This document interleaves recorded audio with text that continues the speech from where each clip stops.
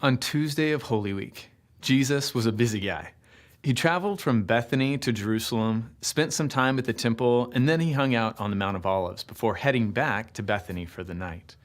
And while he was at the temple, the religious leaders of Jesus' day tried to trap Jesus by asking him difficult religious questions and hoping to catch him giving a wrong answer.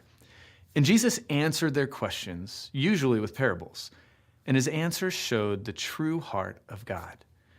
In the midst of all these questions and parables, Jesus was asked, "What is the greatest commandment?" Hear the word of the Lord from Matthew 22, verses 34 through 40. Hearing that Jesus had silenced the Sadducees, the Pharisees got together. One of them, an expert in the law, tested Jesus with this question, "Teacher, which is the greatest commandment in the law?" Jesus replied, "Love the Lord your God with all your heart and with all your soul and with all your mind. This is the first and greatest commandment, and the second is like it. Love your neighbor as yourself. All the law and the prophets hang on these two commandments." Now, here's the interesting part about Jesus' response.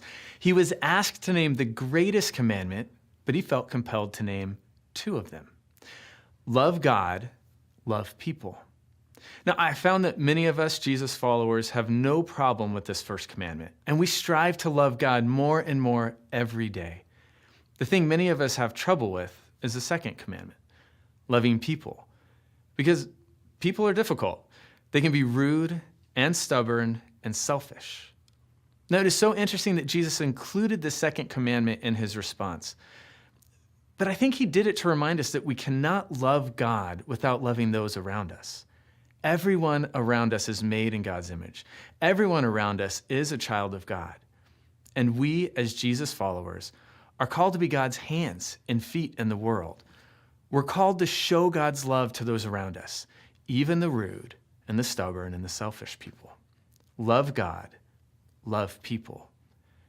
What would it look like for you to be known for these two things? What would it look like for you to step further into the greatest commandment, loving God with everything you have and everything you are?